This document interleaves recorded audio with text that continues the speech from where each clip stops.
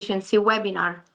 For today, we have for presenter Darren Graves and myself, Monica Colosi, both compliance officers at Inspection Service Unit ISU here at HCI.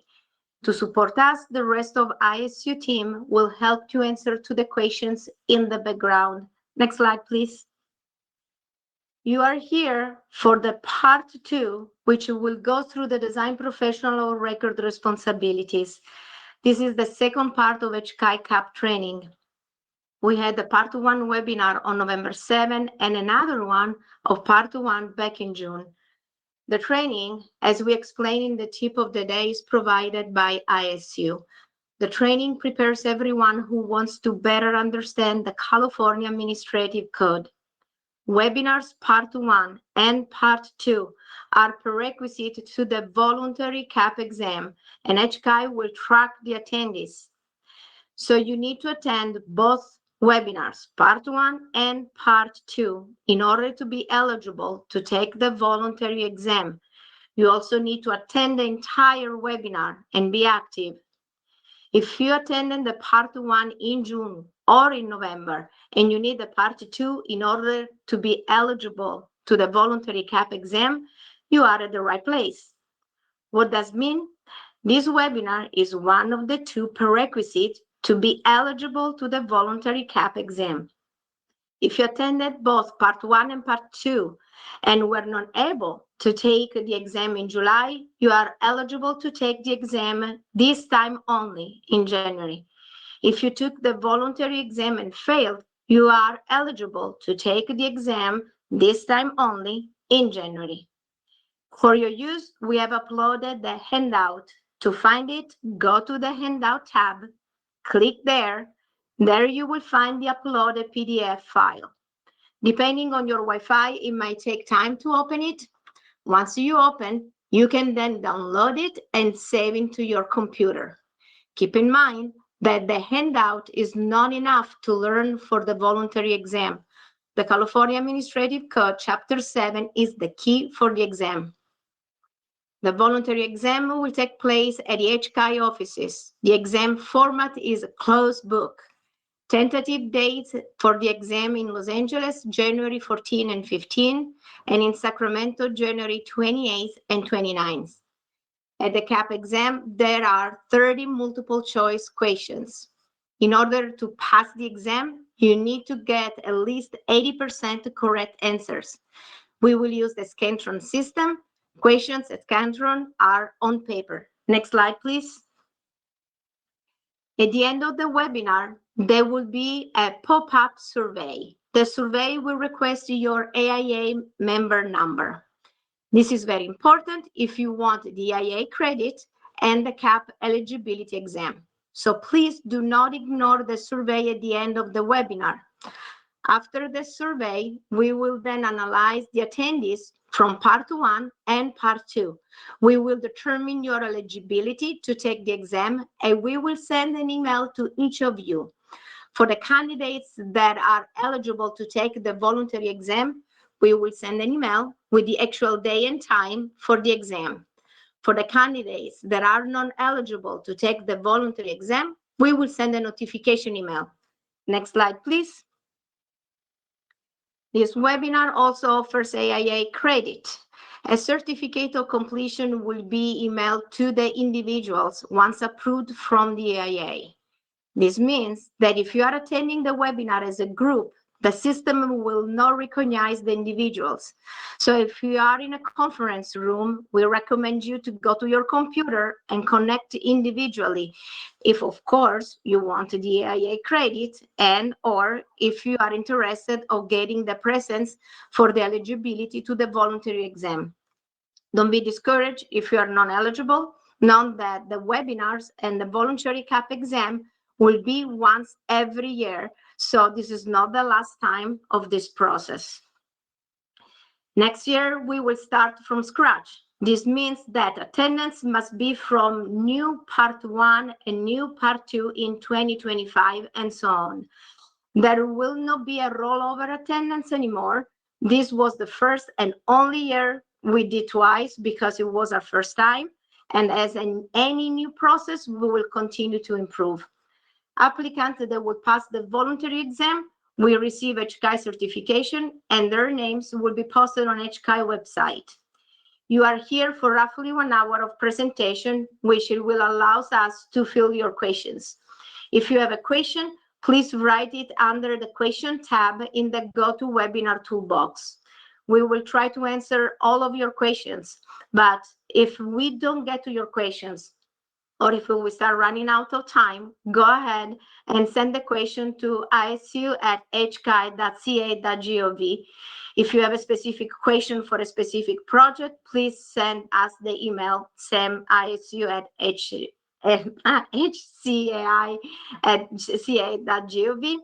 The email address is in the last page of the presentation, so I don't repeat the spelling. If you are experiencing transmission difficulties, go ahead and log off and then log back in using the same login information sent by the GoToWebinar. And if we will have the same issue, we will do the same process and reconnect to GoToWebinar. So again, for today, we have Darren Graves and myself, Monica Colosi, both compliance officer at ISU. Do not log off early because it will affect your eligibility to take the voluntary exam. So that being said, let's start. And Darren, if you are ready, I'm passing to you the presentation. Thank you, Monica, and thank you everybody for attending and joining us today. As Monica said, this is part 2 in the Construction Administration Proficiency or CAP training. And in this presentation, we will go over the processes for getting a building permit application, the process for managing changes in the work or change management for a project that's currently under construction, the outstanding items list and resolution of items that are on that list prior to project closure, IOR engagements, and finally, the final approval of the work out in the field. So this presentation is based on Articles 3 and 4 of Chapter 7 in the California Administrative Code, the 2022 version, which was updated this past year. And just so you're all aware, the latest version of the California Administrative Code is always the version that construction projects need to subscribe to. If a building project was permitted in 2020, for instance, when the California Administrative Code was still in the 2019 version, but the project is under construction in 2023, 2024, or beyond, the latest version of the California Administrative Code would apply to that project while it's being constructed. So the approval of construction documents, when you submit drawings to the office, our plan reviewers will review and approve them. And the items listed on this slide are essentially for submitting projects to the office for initial review, the project application, and the types of projects that OSHPD will hold jurisdiction over in the state of California. And so if you look at 7-113 and Article 3, you'll see the rules that govern healthcare construction projects. So Section 7-115 describes the preparation of construction documents and reports. It basically states that all construction documents and reports shall be prepared under the observation of an architect or an engineer that is in responsible charge. We refer to that person as the design professional of responsible charge, or the DPOR. And that person shall sign every sheet of the drawings, including the title sheet, cover sheet, etc., and also all specifications and reports. The project will most likely reference deferred submittals that will be submitted after project approval. And there are conditions laid out in Section 7-126 that describe why there would be deferred design items, or why an architect or an engineer would choose to have deferred design items as part of a project. If a project is approved, within 30 days, the design professional is required to submit to the office the schedule of when deferred submittals will be submitted to the office. The purpose of this is to keep OSHPD in line with projected staffing needs as it relates to every project in the state. So if the AOR is working with the compliance officer out in the field, the compliance officer will likely request to see the deferred submittal item schedule so we can better align our resources with the project resources and schedule. So section 7-135 talks about the time of beginning construction and the 4 items that are required prior to construction beginning. Those items are the written approval of the construction documents, building permit, a written acceptance of the testing, inspection, and observation or TIO program, and a written approval of the inspector of record for the project pursuant to section 7-212. We're telling you this because the design professional of record is responsible for getting these documents approved by the office and for managing the TIO for and during construction. The TIO will need to be reviewed by the reviewing architect and staff in the office, but then approved by the field compliance unit staff before construction can begin. So typically, the design professional will either email or meet with a compliance officer to present the TIO prior to the contractor actually mobilizing in the field. That is a code requirement. So in getting the building permit application after project plan approval, the design professional of record might support the client in order to submit the paperwork in a timely manner. This does include IOR information as laid out on HCI OSH, or actually it's HCI FD 302, which needs to be filed with the office after plan approval. And the IOR is assigned to the project with the 124 form and shall provide an IOR workload report as part of his or her application. The RCO will review this workload report in order to determine that the IOR is capable of handling the workload associated with the project in question for that building permit. So these documents will need to be uploaded into the electronic services portal and approved by the RCO in order to obtain the building permit. The next step, or one of the steps prior to beginning construction after plan approval, is defined in section 7-137. As soon as a contract is awarded, the governing board or authority of the health facility shall provide to the office the name and the address of the contractor to which the project has been awarded, the contract price that the contractor has reported in their, final estimate prior to the beginning of construction, the date upon which the contract was awarded, and the presumed or proposed date of construction start. Also, the IOR shall notify the compliance officer in writing for when the contractor will be mobilizing on site, and the compliance officer is now required to take in that IOR notice of start of construction, and we will issue out a letter to the design team and project stakeholders acknowledging that we, the office, are aware that the project is starting, and that letter will invite the AOR or the DPOR to start scheduling meetings with the compliance officer, DSE, and FLSO in a regular schedule moving forward in order to monitor construction progress. So DPORs might be supporting the client for this notice of start of construction, but it is the responsibility of the hospital or the health facility to provide that to the office. So the next step in getting a project off the ground or moving out in the field is a suggested meeting, a pre-con meeting or a kickoff meeting, within which the DPOR shall organize and implement a gathering of the minds around the project in question. For any project with a budget over $5 million, we do highly recommend having a kickoff or a pre-construction meeting. It is not a code required, but it does help get everybody on the same page as to what project expectations are and what the schedule will be, and OSHPOD, FCU attendance or attention given to that project throughout the project timeline. So we'd like to have that meeting so you can inform the OSHPOD field staff of the project parameters and goals. We can implement workflow standards in accordance with the CAC regulations, introduce or remind the contractor of their responsibilities as laid out by section 7-143, which is simply to complete the work in accordance with the approved construction documents.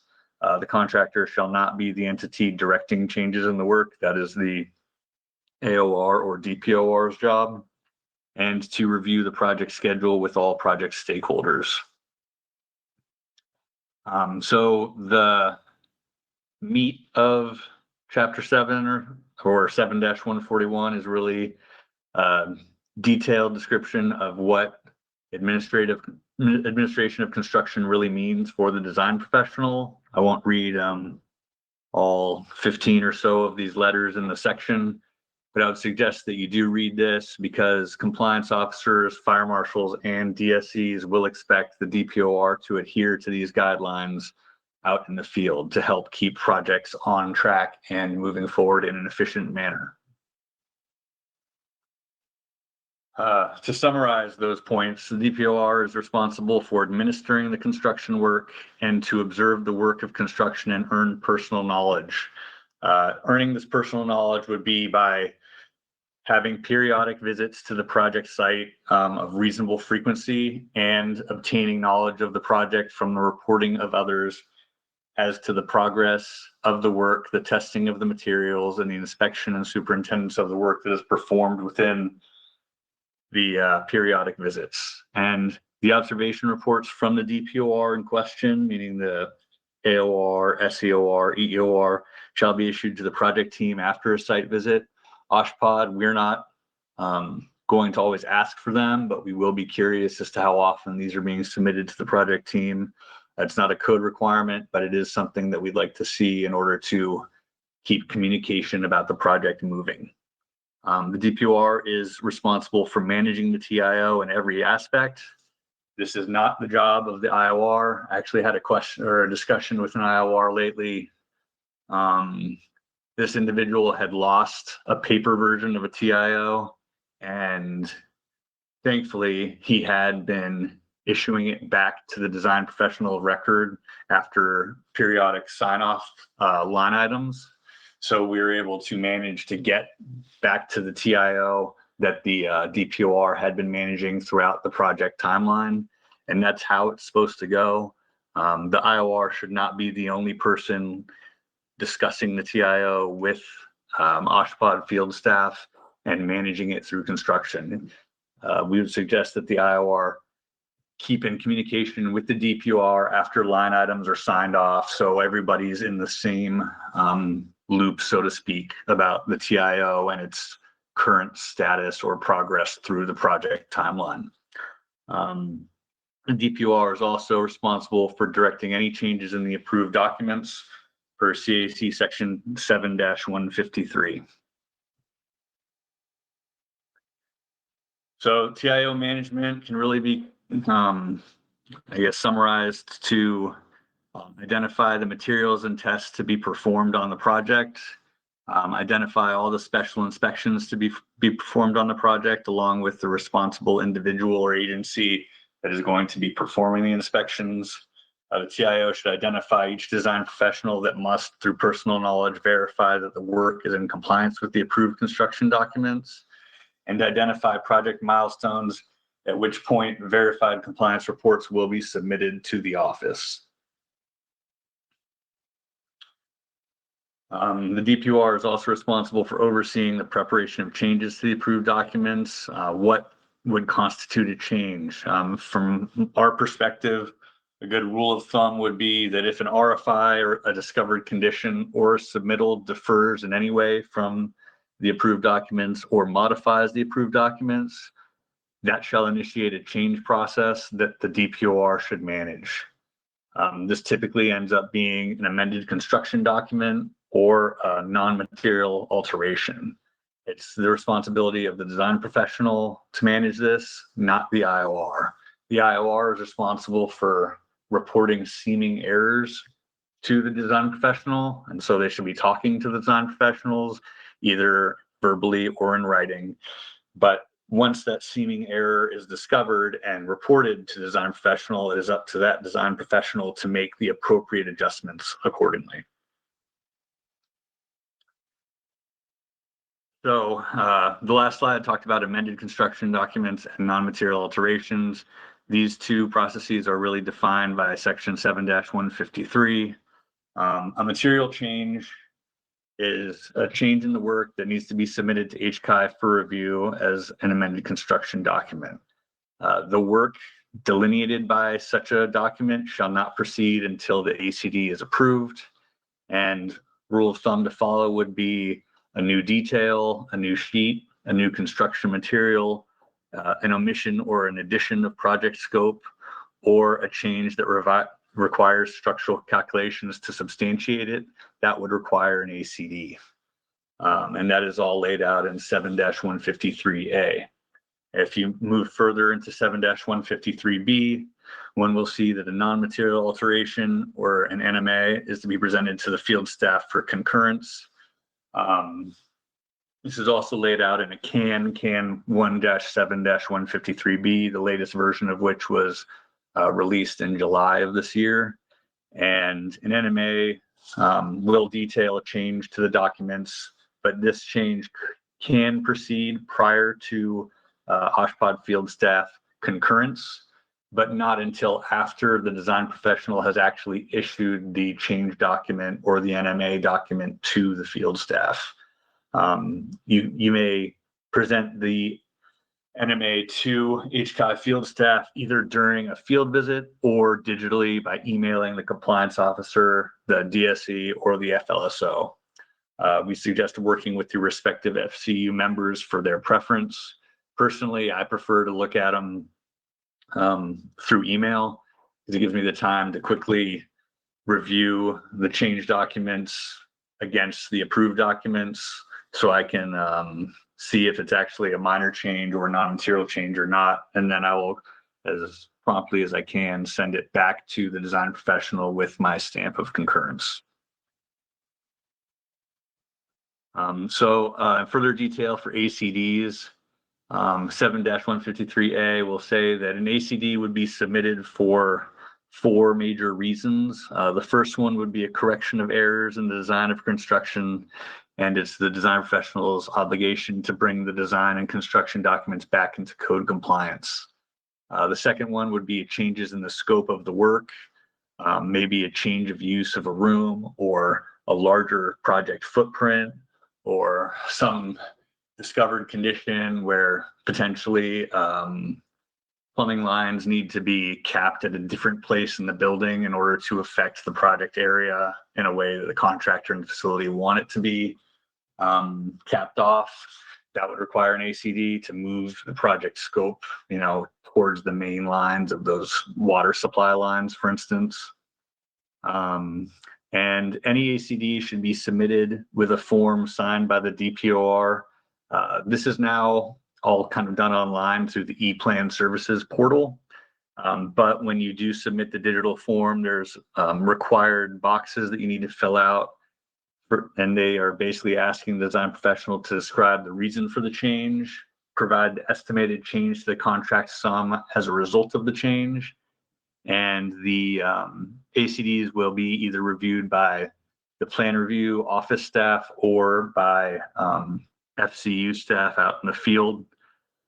But you should all be aware that in the latest version of the California Administrative Code, any ACD that has a reported cost of $0 will be reviewed on a time and material basis. So the facility will be charged at a later date at a greater fee than the traditional $250 review fee for ACDs if the architect reports that the change order is a zero cost change order. So please be wary of that as you're submitting ACDs in the future. And then the fourth reason for an ACD would be emergency changes. And you should refer to PIN 72, which describes the process by which emergency changes may be made to the project. But basically, that says that work may commence immediately for that change if the safety of persons at the job site is impacted by the change. So a contractor can go out and make changes, but an ACD will need to be submitted, which documents the change as soon as possible. And to get PIN 72 allowance for a project, the design professional will need to reach out to the compliance officer and the RCO, who can then judge whether or not the emergency changes are actually justifiable. So from our perspective, there is a best practice for submitting ACDs. It consists of 3 components. The first one would be a revised drawing package with the unique and delta and clouding of changed elements. This is the ACD. And then to accompany it, we like to see an itemized narrative of changes, which denotes the changes being made to each sheet in the ACD. And finally, the third component would be a reference file with all the previously approved sheets that are being modified. So we can quickly compare the previously approved version of the sheets in question against the new ACD-driven sheets. The procedures and naming conventions for submitting ACDs via the e-services portal are available in a written guide on our website. The name of that file is the EPR, is in blue right here. I'm not going to read it all, but if you Google search for electronic plan review submittal requirements, you should find this document, and it will lay out the process by which files need to be named and uploaded. Also, if an ACD receives remarks during plan review, the revised drawings shall be issued with new changes being clouded under the original ACD delta, not a backcheck delta. That's our best practice for ACDs versus the manner by which backchecks are submitted during plan review, which is, each backcheck gets its own delta. We don't like to see that in the field, because then you might get ACD 12 with 3 backchecks. That would be 4 deltas for one ACD. It could clog up the revision cloud and the revision manager on the title blocks and potentially cause problems. What we want to see out in the field is ACD 12, all of its changes tied to backchecks, all under the same delta for ACD 12. So moving forward to describe the non-material alterations as described in CAN 1-7-153B, also CAC 7-153B. There are really 8 subcategories of adjustments that are seen as non-material.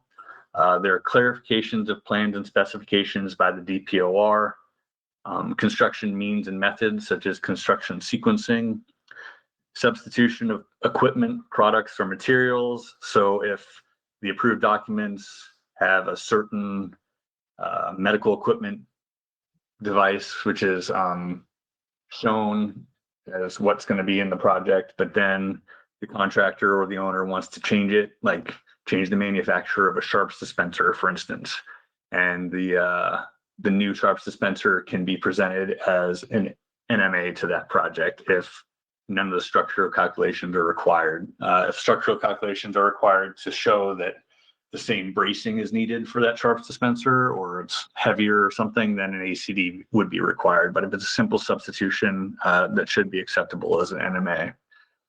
Fourth category would be new details based on pre-approved details. Fifth one would be final routing configurations of ducts, pipes, or conduits, which are diagrammatically indicated on the approved plans. If you're changing the routing of supply duct because of obstructions that were found above ceiling that weren't known at the time of design, that new route should be shown as an NMA to the compliance officer for his concurrence. The dimensional changes to rooms which don't affect or infringe upon code required clearances, and the relocation of doors, windows, electrical switches, etc., which are already in the approved plans that don't require additional changes to the work to make the relocation code compliant. And then finally, relocation or reconfiguration of cabinetry already included in the approved plans. If the architect is making changes to a casework elevation through a submittal, that architect should also be creating an NMA application to submit to the compliance officer for the revised layout of that casework, because IORs should not be or shall not be using any submittals to perform inspections. So please, once you approve a submittal, make sure that it actually abides by the approved documents. If it doesn't, then an NMA should be issued shortly thereafter. So the best practice for NMA presentations, this is what we would suggest doing. It would be including 4 components in each NMA application, the first of which is the NMA cover sheet with the DPOR stamp in the box provided and a succinct description of the change. The stamp should have the DPOR signature on it as well.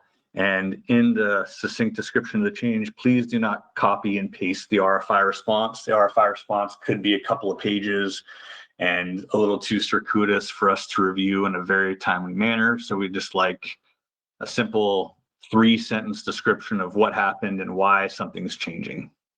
And the second component would be a sketch, which I call an ASK for an architectural sketch, an SSK, which would be a structural sketch, an MSK, which is a mechanical sketch, or an ESK, which is an electrical sketch, or not listed here, a PSK, which is a plumbing sketch, or a drawing, which denotes the alteration with the unique cloud and delta associated with the NMA number. If a stamp or if a sketch or a drawing is being provided as part of the NMA application, then the DPOR stamp and signature shall be affixed to the sketch, just like a drawing sheet would in an ACD. And then what I also like to see is a previously approved drawing, which is being modified. So if you're changing the location of a light that is, moving from the north wall of a room to the east wall of the room, I'd like to see the original plan approval, which shows the light on the north side of the room, and then an ASK or an ESK, which shows it moving to the east side of the room. What is helpful but not necessary is a copy of the RFI with the DPOR response, which triggers the NMA, so we can see the cause of the NMA. And if you email the NMA application, please combine all components into one PDF file, which cites the HCI project number and NMA number in the file name, but also on every sheet within the NMA application. So what's listed here is a project number followed by _ NMA4. That at least helps me keep track of NMAs as they're coming in and going out. And then, as stated earlier, please refer to the latest issuance of CAN 1-7-153B for further understanding of the requirements tied to NMA applications. And note that each sheet that's in the NMA application shall have the project number and NMA number that is noted on the NMA log somewhere on the sheet. So that takes us to discussing what a change log would be, and this is pretty central to the managing of the construction effort by the DPOR. We would like and require the DPOR to track all changes to the project work on a change log. Some firms have one change log for ACDs and a separate change log for NMAs. Some firms combine them all into one log, but what they all have in common is the ACD number, NMA number, and DSI number, and the dates of issuance and approval by which entity within the FCU. This change log should be made readily available to the IOR and HCI field staff. HCI field staff will ask to see it so we can get a sense as to how project changes are being made. This helps us try and flag if there's like a problem in project efficiency, or if we need to start giving more time to a project and NMAs that are forthcoming. It gives the DPR the opportunity to tell us when and how we can better apply our resources for the project to get through potential bottlenecks. So on the change log, please include the OSHPD project number, the project name, description of the change, what triggered the change, either an RFI, non-compliance notice, an oil, the name of the field staff member who concurred with the NMA, and if it's an ACD log, the date of the ACD approval, and if it's an NMA log, the date of NMA concurrence. So further managing the construction effort is addressing the outstanding items list. These are known as oils. And oils are essentially comments from HCI plan review staff regarding the execution of the work Sometimes they're issued from plan approval, but sometimes they're issued as a result of field conditions. All oils will need to be addressed by the DPOR in a timely manner and definitely prior to project closeout. We cannot close any projects or issue construction finals if there are outstanding items on the oils list. So it behooves the project team to get out ahead of these. So we're not trying to rush through why there are a bunch of outstanding items in the last couple of weeks of a project, because that won't lead to happiness on all sides of the table. You can close out oils via ACD, NMA, verified compliance reports, or TIO modifications. And the FCU team will close out the oil once the document which describes why the oil has been addressed has actually been reviewed and approved or concurred by that field staff member. So if a fire marshal, for instance, issues a report, a comment on an ACD, it's up to the design professional to resolve that comment with the fire marshal, so that fire marshal can go into our database and then clear the oil. So moving away a little bit from the DPOR management of the process, the IOR is going to be an integral part of every project, and IOR oversight is part of the DPOR's role within a project. The IOR should be notifying the DPOR of any seeming errors in the approved documents, and DPOR shall be interpreting the approved documents for the IOR when requested. Please note that in no way shall an instruction from the DPOR cause work in the field to be executed which is not in conformity with the approved documents. So if the IOR asks a question and the DPOR answers the question but notes that maybe something needs to change as a result of the question, that DPOR should go or come to OSHPD and get that change addressed before the contractor proceeds with work, unless it's part of an NMA. So Article 407-155 describes the process by which final approval of the construction work may be obtained. And in it, one will see that the design professional of record shall present final VCRs to the compliance officer to signal that work is completed per the approved documents. It's also suggested that FVCRs be presented to DSEs and FLSOs in order to obtain their recommendations for construction final. So please, plan on doing that moving forward. The verified compliance report is based on personal knowledge, and the latest iteration of the VCR form, which was released in June of this year, indicates in section C how personal knowledge was obtained. So the design professional or the contractor or the IOR should check a box telling us how they obtained that personal knowledge of the project work. One FVCR is required per stakeholder listed on the TIO in section F.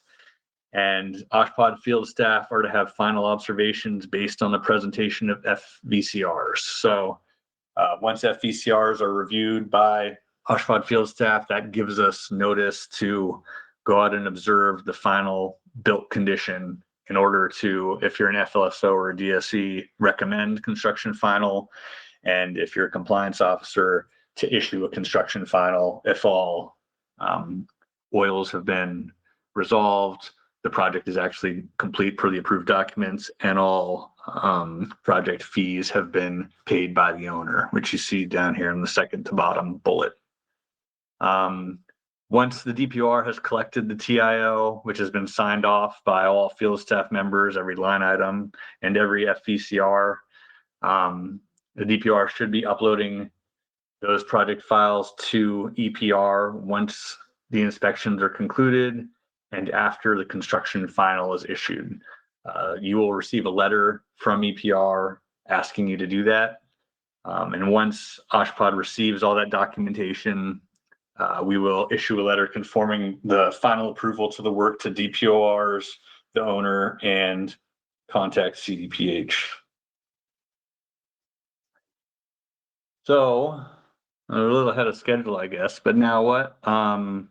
As Monica stated earlier, this presentation and the one that was issued on or given on November 7th will allow you to participate in the voluntary tests for CAP training at our office buildings in January of next year. The proposed dates for Los Angeles would be on January 14th and 15th, and the proposed dates for Sacramento would be on January 28th and 29th. At the end of this webinar, please fill out the survey indicating at which location you would prefer to test. And once we get all those results from the survey, we will send out emails listing when and where each one of you may come to take the exam. This is a voluntary and complimentary exam. After this year, it'll only be offered once a year. As stated earlier, it's 1 hour long and it's closed book. It consists of 30 questions. In order to pass the exam, you need to get greater than 80% correct, meaning you can only get 6 questions wrong. So if you get 24 out of 30 correct, you'll get a CAP certificate. And also your certification will be posted on the HCI website. That list of certified professionals will be updated after each exam and maintained on our website for up to 2 years. So, Monica, I'm assuming there have been some questions coming through. Do we have any that we want to address? Of course. Yes, there are some questions. So let me start to read to you a couple of them. The first one says, any suggestion for what would be too soon to schedule a kickoff meeting after plan approval? I mean, I think for a project that you know is coming to plan approval, and your facility is working with the field staff already, aligning schedules may take up to a couple of weeks. So having that talk as soon as possible at plan approval is probably the best way to handle scheduling that kickoff meeting. And it should happen, as soon as everybody who's involved in the project can actually attend, right? So that'll be contractor personnel, facility personnel, the design team, and 3 OSHPD field staff members. So if there's a big project coming up, try to get that conversation started immediately after plan approval so you can get on the same page prior to heavy construction actually beginning. Wonderful. Thank you, Darren.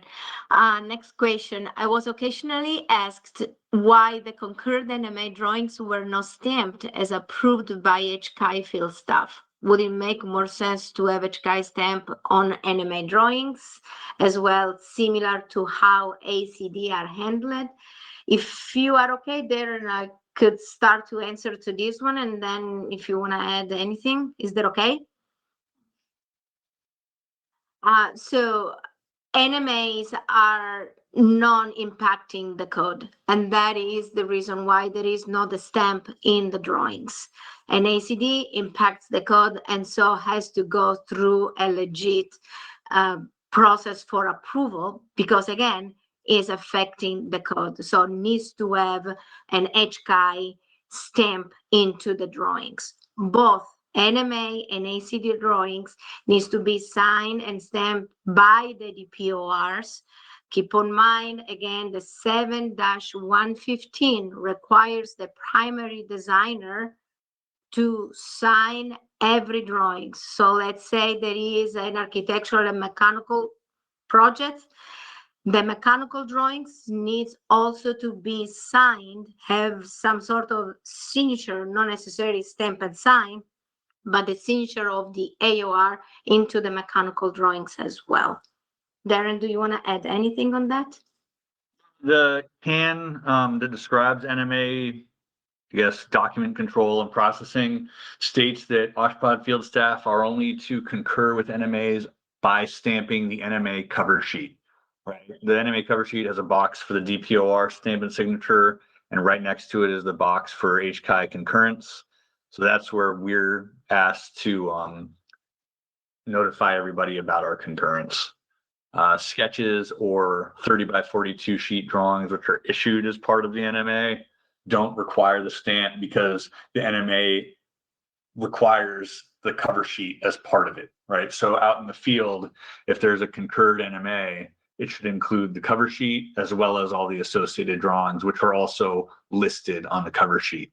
So if an IOR looking to see what is the latest version of this sheet, and this sheet A112 has been modified by an NMA, sheet A112 will be listed on the NMA box, and the concurred OSHPD stamp of concurrence will be right under that listed sheet on the cover sheet. Wonderful, thank you. The next question is about VCR and personal knowledge. It's kind of long, the question, but basically the question is about the knowledge for the DPOR and the VCR and site visit.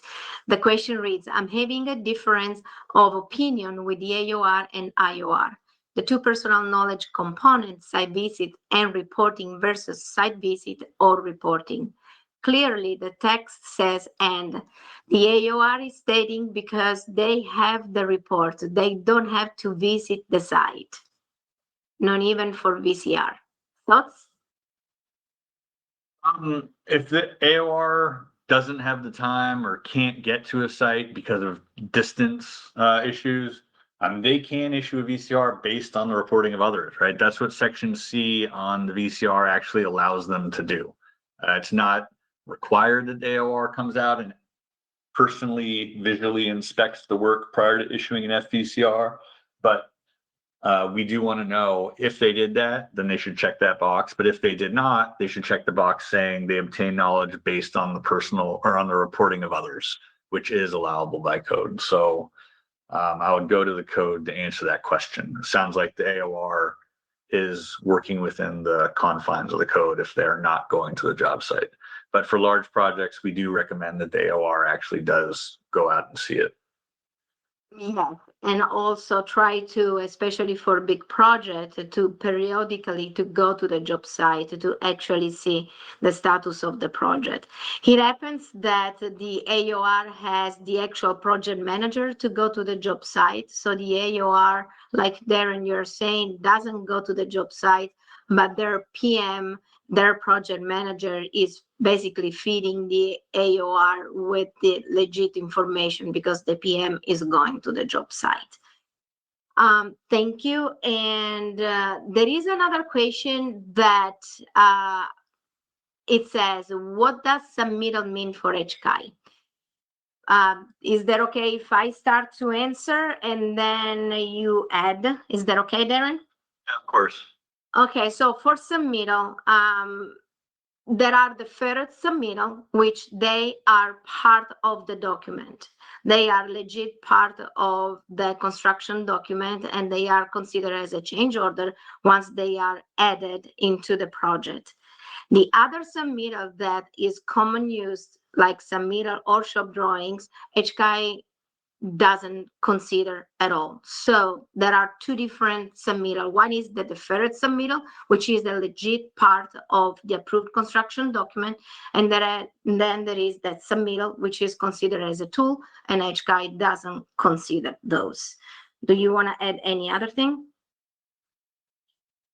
So yeah, deferred submittals are defined in section 7-126, right? And that would be kind of delegated design elements or design elements which cannot be finalized prior to plan approval, which the plan approval staff will acknowledge will be designed at a later date and then will only be constructed to once that deferred submittal item has been reviewed and approved by OSHPD. The project submittals from subcontractors to the GC and thus to the design team to try and describe how the subcontractor is going to be implementing the work. OSHPD doesn't have jurisdiction over those, and IOR should not be inspecting to those. But as stated earlier, if any submittal that the design team is reviewing changes the approved documents, it is the design team's responsibility to bring forth that change into the approved documents, either through an ACD or an NMA. Wonderful. Thank you. Thank you. I would like to add one more thing regarding the prior question about the VCR and the personal knowledge, if it is okay. Keep in mind, yes, there is this a code section CAC 7-151, which requires the VCR, but also this one ties to the California Code Health and Safety Code 129830. And this one requires for the design professional to actually provide a periodic visit. So per the Health and Safety Code, it is recommended, required for the design professional, at least at the beginning and in the end of a project, at least at these 2 times, to be at the job site to physically see what happened to the project. The rest can be fed by others as other documentation. I don't see any other questions. Most of the questions now that we see into the question tab are related to the exam, to the CAP exam. So one more time, it's not necessary to have the AIA member number in order to be eligible for the CAP exam. Are 2 different things. We try to be beneficial to both ways for the credit, for the IA credit, and for growing the knowledge for the administrative code, and be able to request, if you are eligible, to participate to the CAP exam. So that one was something that was necessary to clear. So thank you for attending this training. Again, please send a specific question to isu@hki.ca.gov, as you can see on this slide. The voluntary exam will take place again at HKI offices. The exam format again is a closed book.